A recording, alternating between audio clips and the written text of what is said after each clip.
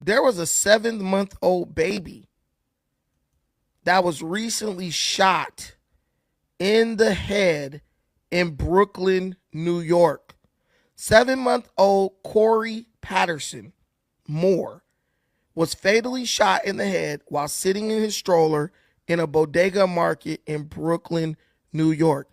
In the video that I'm just going to keep on a loop here, you can see little Corey's mother jumping up and down in anger and sadness as she realized that her baby had been shot in the head. This is an extremely tragic occurrence. I'm going to make it a little bigger so you can see. And it just speaks volumes to the state of lawlessness that has taken over the city of New York. While little children are being killed in their strollers, you still have people like DA Alvin Bragg. You have people like Zohran Mamdani steady pushing this anti-law enforcement narrative.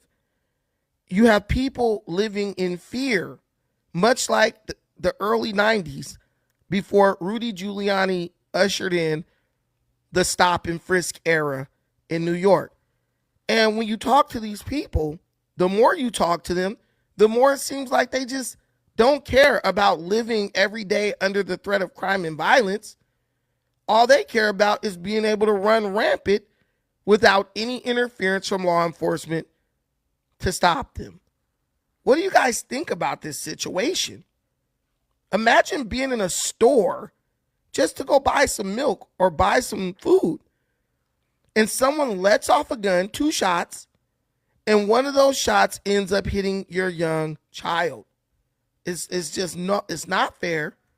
No mother should ever have to experience something like this, and no society should be okay with this, because at the end of the day, there is nothing more important than the preservation of the lives of our youth, of our young people, especially the little babies who have no say in what happens to them. Now, listen, my warning to you is this: do everything you can to stop things from like this from happening. Get your kids out of these bad neighborhoods. Get your kids out of these liberal-run inner city neighborhoods, because you know that crime will only get worse. Because even though you see the baby dying, right? The mayor, newly elected, socialist communist mayor, Zohran Mamdani, he's making it pretty clear that although he feels sorry for the baby, he's still not going to do anything about it. He's not going to do a single thing to hold the people accountable who commit these type of heinous acts. Why would you remain in a city where the mayor of the city says, hey, you know what? Sorry for your loss, but I ain't going to do nothing to fix it? Why would you live in a city with an ideologue in control who will excuse any heinous act of violence in an effort to further his narrative? Good afternoon. Earlier today, a 7-month-old baby was shot and killed on the corner of Moore Street and Humboldt Street here in Brooklyn. A life that had barely begun was taken in an instant. As we grieve this loss, I am grateful for the NYPD's continued work to find all those responsible for this murder and to bring them to justice. I want to commend the swift response of the NYPD and the first responders who so quickly arrived at the scene, the hospital workers who did all that they could. And I want to thank all those who are doing everything they can to bring answers to this family and to this city. There are no words that can mend the heartbreak this family is feeling now. No declaration strong enough to lift the grief they are now forced to carry. No embrace wide enough to heal the hole that has been left in their lives. That sorrow is only deepened by the fact that this is not the first family in our city to know this pain. Right, and it won't be the last either under your leadership, Zohran. This is one of the kind of questions that I don't understand. So there's some guy, Black Loki, He says, Brandon, why do you hate us? Are you a criminal, Loki? Why do black people view themselves as criminals? If you speak out against crime and criminality, why do black people think that you're automatically talking about them? If someone says, hey man, we got to take out the garbage, I'm not going to say, hey man, why are you talking about me? Because I know I'm not garbage. But what I believe it is these people actually, like, they admire these criminals and they defend these criminals. And they're like okay with what these criminals do as long as it doesn't affect them or their children. There's no way I'm going to sit up and condone or excuse or remain silent, which many times is worse, when our people are behaving in an animalistic manner. Because I have a friend, right? He's like my brother, right? And he's done some crime in the past. And one day we we were talking about like accountability. And he says, man, a lot of the stuff I did it because I didn't know any better. You know, I thought it was, this is the way you handle things, right? And it made me realize something. For many black people, like, ignorance is not only bliss, it's an excuse, right? No one has to tell you that it's wrong to kill. You know that that's wrong.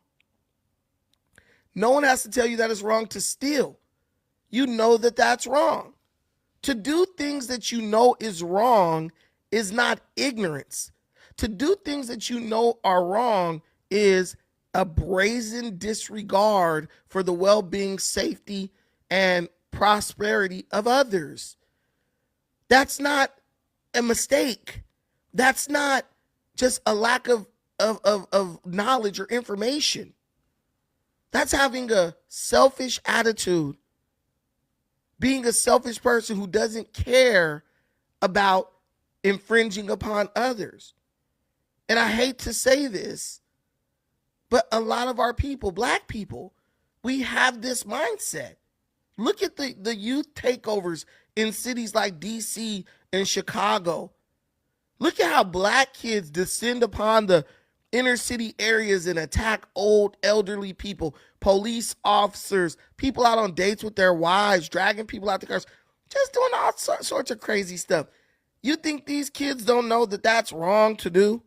Yeah, they know, but they just don't care. They don't care because it's not them. They're not the victim. They're the victimizer.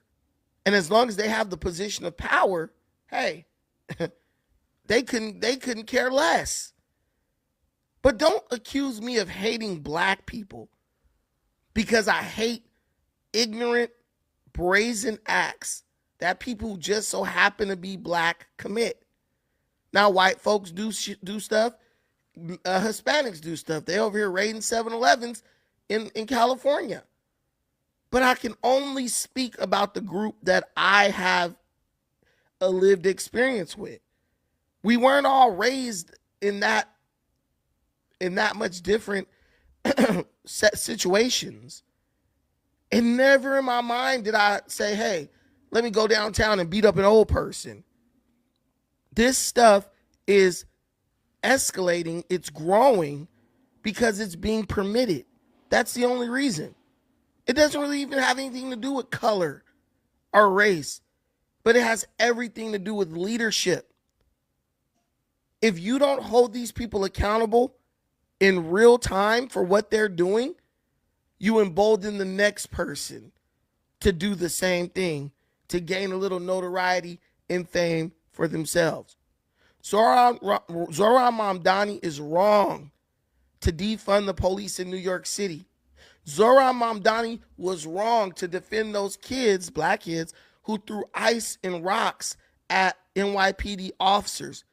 He's wrong to enable a chaotic situation in his city. He's wrong for that. And nothing he says or does is going to make it right. But I'm telling you, something has to give. And something will give.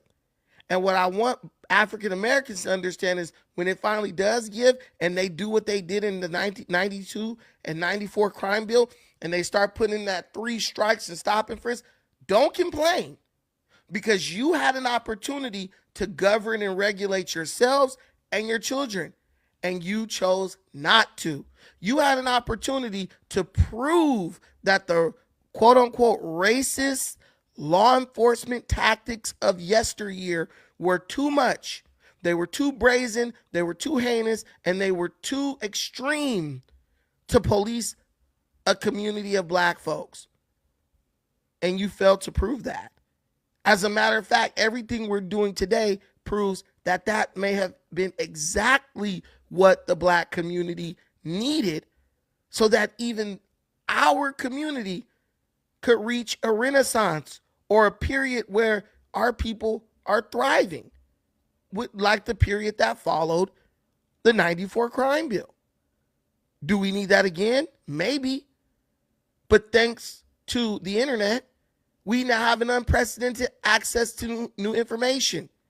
Why don't we use what we're able to learn at the tips of our fingers and apply it to our lives, so we don't have to go through something like the war on drugs, the 94 crime bill, stop and frisk, or 3 strikes all over again? Because it's definitely coming if we don't do something about it. It's like my favorite motivational speaker, Les Brown, says, program yourself, because if you don't, somebody else will. Self-help, preventative care, that's always the best. You don't want somebody else to fix a problem that you simply can't control.